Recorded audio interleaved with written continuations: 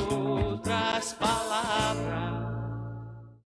Estamos retornando então para o segundo e último bloco do Outras Palavras. Hoje nosso tema é o mercado editorial em Rio Grande. Estão conosco o João Balancin, coordenador da editora e gráfica da FURG, o Marcelo França, diretor da editora Pluscom e historiador, e o Claudiomir Ferreira, que é especialista e palestrante em direitos autorais. E é com o Claudiomir que eu quero iniciar esse segundo bloco. Nós estamos falando nessa distribuição em toda essa cadeia, né? Mas com ênfase na distribuição, que parece ser meio que o calcanhar de Aquiles também, para chegar até depende. O livro chegar ao público. Depende, eu digo depende no sentido porque eu tive essa visão de distribuir pela internet, fazer contatos com livrarias virtuais, para que elas colocassem no catálogo o meu trabalho, e foi isso que deu uma alavancada na venda. Como o meu foco é o autor em si e as dificuldades que ele tem, falando de mercado editorial, falando especificamente de editoras, uma coisa que a gente precisa avaliar é o seguinte: que possibilidades o autor tem. Eu nas minhas palestras eu sempre tento colocar as possibilidades para a pessoa tomar a sua melhor decisão. O Marcelo e o João falaram que essa questão da triagem, né? Eu sou a favor de que se escreva seja o que for. Claro, nas palestras eu oriento. Cada editora tem sua linha editorial, tem que ser analisado isso antes, enfim, mas eu não sou crítico nem agente literário, então eu não faço... para mim tudo é passível de se escrever, de tentar uma produção, só que tem que procurar o caminho certo. Agora a questão do autor, as pessoas me perguntam, quanto é que vai me custar isso? Essa é a questão, né? O meu primeiro trabalho, a primeira tradução que eu lancei foi graças a uma universidade. Ela abriu uma brecha de mandar os originais para lá, e analisou e foi feita a publicação. Existe a edição do autor, como o Marcelo falou, né, que a pessoa paga por isso, e existem aquelas editoras que apostam no autor. Eu ainda estou procurando essa terceira opção, onde se entrega os originais e dali vai adiante. No caso, essa universidade que lançou o meu trabalho, por que eu já tinha feito uma pesquisa, inclusive, aqui com a FURG. O que me fez optar por essa editora dessa outra cidade? Porque eu podia mandar os arquivos via digital.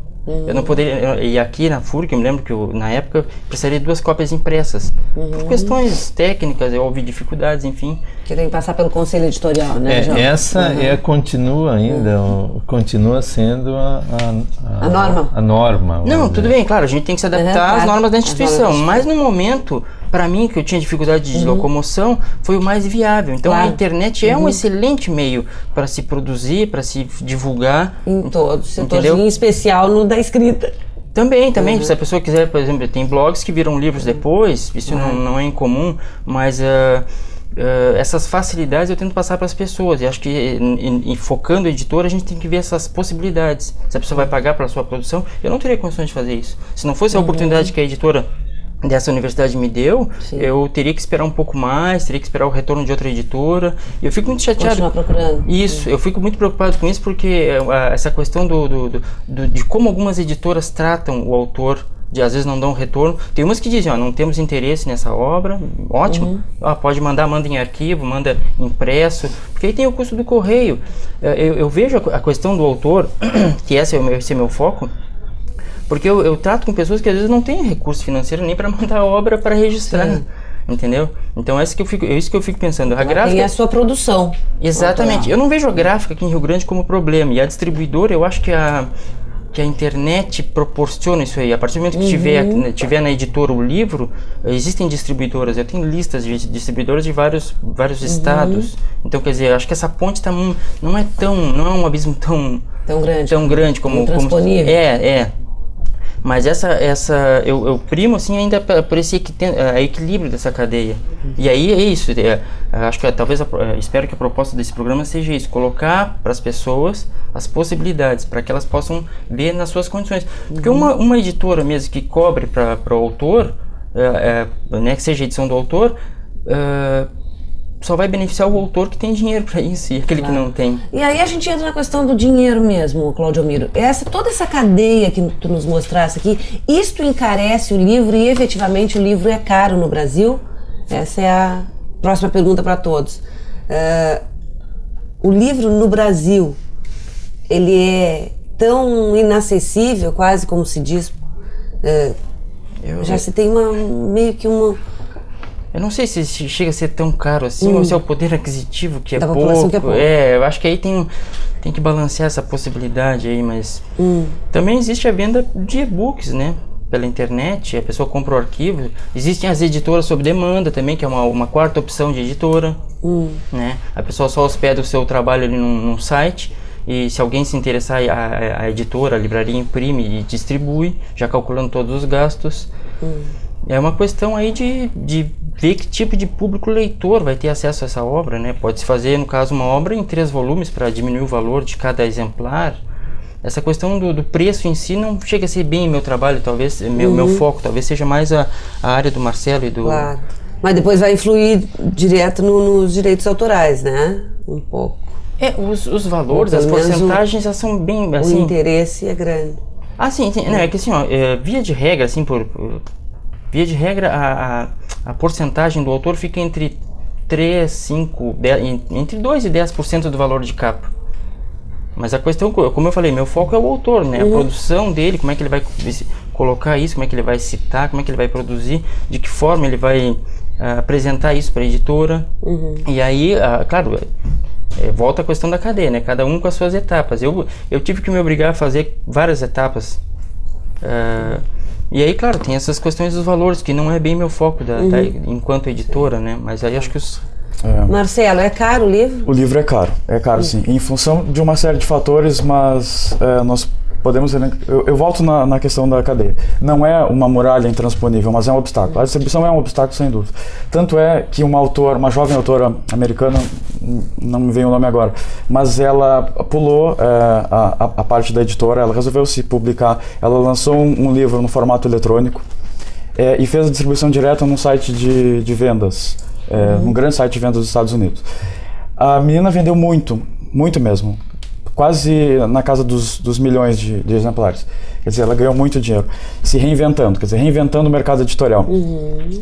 Porque hoje em dia nós vivemos, os editores vivem uma crise, apesar de a gente estar um ano no mercado, nós resolvemos lançar sabendo que estamos num período de transição. O livro digital ainda não é totalmente interessante, pela questão principalmente do monitor, que emite luz, então cansa muito o olhar.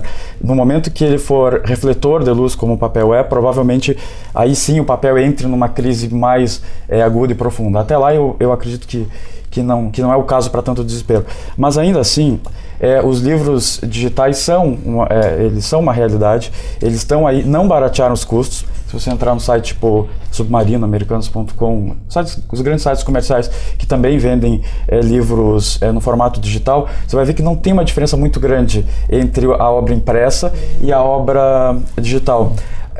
O produto final no papel, às vezes é tão, digamos assim, desprezados pelas grandes editoras, que uma grande editora agora recentemente se envolveu numa polêmica, porque ao invés de pedir que devolvessem os livros, como normalmente acontece quando a distribuidora devolve, ela pediu que não utilizasse o miolo e devolvesse só as capas. Então, na verdade, o que estava ali era o valor agregado da obra em si, não o papel. Então, o custo do papel para a obra final é irrelevante, é quase irrelevante. Por isso que as obras que são vendidas na internet, que não tem o papel, que tem só o meio eletrônico, elas não têm uma diferença de preço tão grande. Entendeu? E isso, o que o Claudimiro falou, o autor, 10% é muito difícil um autor ganhar. É um autor, quando a editora custeia a obra, é um autor muito, muito, muito top de linha, aquele que escreve best-sellers, que tem altíssimas tiragens. Senão, ele fica entre 2%, no máximo mesmo 5%. E é quem fez a obra, né? O grande responsável pela obra. Mas a cadeia encarece. Não estamos entrando no mérito de se ganha pouco, se ganha muito, né? Mas enfim, a livraria ganha em torno de 40%, a distribuidora ganha em torno de 15%. Tem custo de gráfica, tem custo de imagem, propaganda, divulgação, tem os custos do lançamento, quer dizer, tem uma série de custos incluídos aí no processo de produção do livro, que acaba dando realmente no final um valor que às vezes está fora do poder aquisitivo da média da população. Essa questão do custo ou do preço do livro é uma coisa que desde a época que nós estudávamos, assim, aí os próprios colegas, né, disseram, eu vou comprar um livro de português, nos custa R$30. Aí quanto tu gastou nessa sábado à noite que tu saiu?